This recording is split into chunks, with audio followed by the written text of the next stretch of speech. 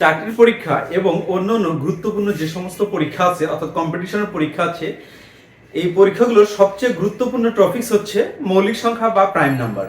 আজকে আমরা শিখবো এই মৌলিক সংখ্যা বা প্রাইম নাম্বারের খুঁটিনাটি। মৌলিক সংখ্যা বলতে আসলে কি বোঝায় বা প্রাইম নাম্বার বলতে আসলে কি বোঝায়। মৌলিক সংখ্যা বা প্রাইম নাম্বার, আমি এখানে সংখ্যাটা লিখে রাখছি যে সকল সংখ্যাকে কেবলমাত্র এক এবং ওই সংখ্যা দ্বারা ভাগ করা যায় তাদেরকে মৌলিক সংখ্যা বা প্রাইম নাম্বার বলা হয়। যে সকল সংখ্যাকে কেবলমাত্র এখানেকার আমাদের এই কেবলমাত্র শব্দটা ফুল সংখ্যাটাকে মডিফাই করেছে।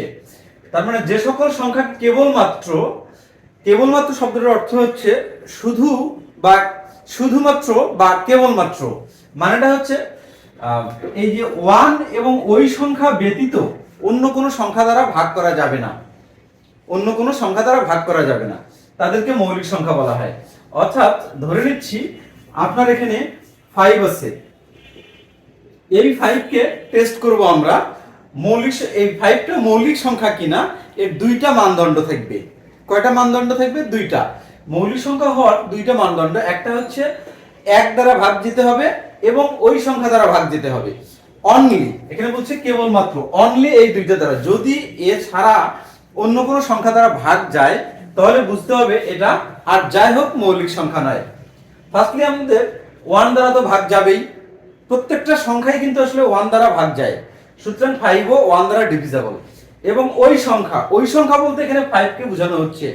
5 কে কি 5 দ্বারা ভাগ যায়? অবশ্যই ডিভিজেবল। তার মানে আমরা দুইটা কন্ডিশন এখানে স্যাটিসফাই করে ফেলছি। এখন আরেকটা কন্ডিশন হচ্ছে অন্য, এখানে যে বলা আছে কেবলমাত্র এক এবং ওই সংখ্যা, তার মানে হচ্ছে অন্য কোনো সংখ্যা দ্বারা ভাগ যায় কিনা আমাদের সেই বিষয়টা একটু টেস্ট করতে হবে। এই 5 কি আসলে অন্য কোনো সংখ্যা দ্বারা ডিভিজেবল? অর্থাৎ 5 এর যে নিচের সংখ্যাগুলো আছে, 5 এর নিচের সংখ্যা কি কি আছে? 1 আছে, 2 আছে, 3 আছে, 4 আছে, এই যে 4টা আছে, এই 4টা দ্বারা যে কোনো সংখ্যা দ্বারা আসলে ডিভিজেবল কিনা এই 1 ব্যতীত এই 2, 3, 4 দ্বারা কি ডিভিজেবল? অবশ্যই নয়। সুতরাং 5 হচ্ছে আমাদের একটা মৌলিক সংখ্যা। এবার আমি বলি 6 কি মৌলিক কিনা যৌগিক?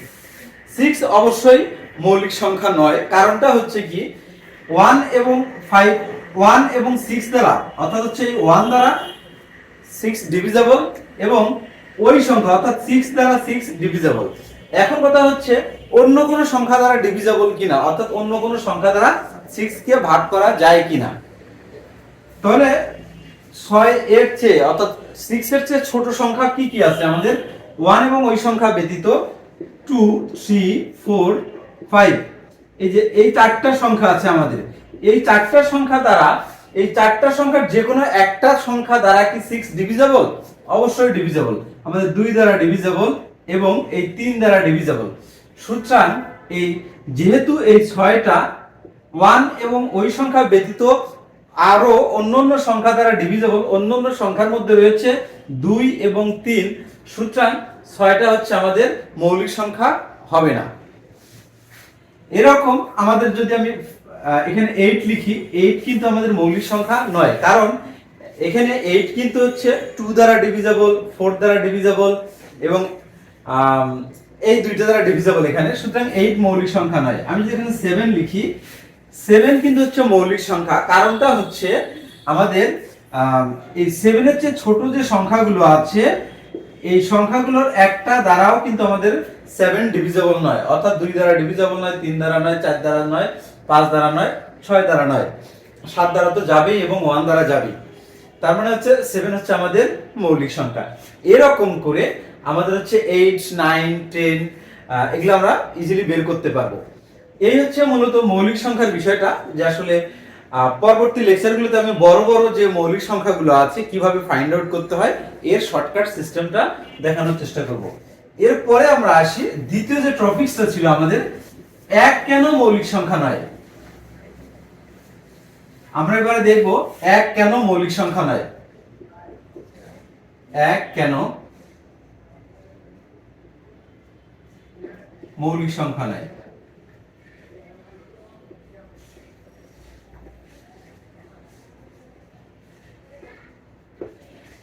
এটা হচ্ছে আমাদের প্রশ্ন, 1 কেন মৌলিক সংখ্যা নয়। আমরা এই কোশ্চেনটা আসলে প্রায়ই শুনতে অভ্যস্ত, কিন্তু আসলে অ্যান্সার পাই না।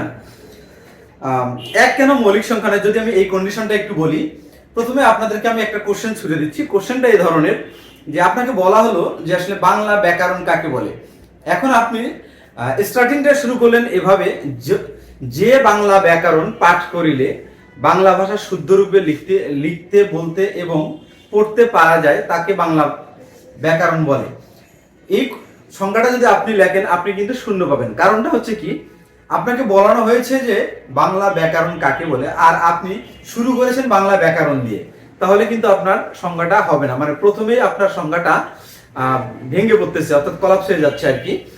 এরপরে এ ধরনের একটা বিষয় যে আসলে এক কেন মৌলিক সংখ্যা নয়। আমাদের এই মৌলিক সংখ্যা যাচাই করতে গেলে আসলে এই একের প্রয়োজন হয়। মৌলিক সংখ্যা যাচাই করতে গেলে আসলে আমাদের একের প্রয়োজন হয়, অর্থাৎ হচ্ছে কোন সংখ্যা মৌলিক কি যৌগিক সেটা যাচাই করার জন্য আসলে আমাদের এক প্রয়োজন। সুতরাং মৌলিক সংখ্যা যাচাইয়ের মানদণ্ড হচ্ছে আমাদের এই 1। এ কারণে যেহেতু 1 দ্বারা কোন সংখ্যা মৌলিক কিনা এটা যাচাই করার প্রথম কন্ডিশন, সুতরাং এক কখনোই আমাদের মৌলিক সংখ্যা হতে পারে না। আর যাই হোক এক কখনো মৌলিক সংখ্যা হতে পারে না। কারণ কোন মৌলিক সংখ্যা যাচাই করতে গেলে আপনার প্রথমে যে জিনিসটা আসবে অথবা যে সংখ্যাটা আপনি যাচাই করবেন সেটা হচ্ছে আপনাদের 1। সুতরাং এ কারণেই এক মৌলিক সংখ্যা নয়। এরপরে আমরা আসি মৌলিক সংখ্যার একটা কন্ডিশন বলে দিচ্ছি। এখানে বলা আছে পৃথিবীর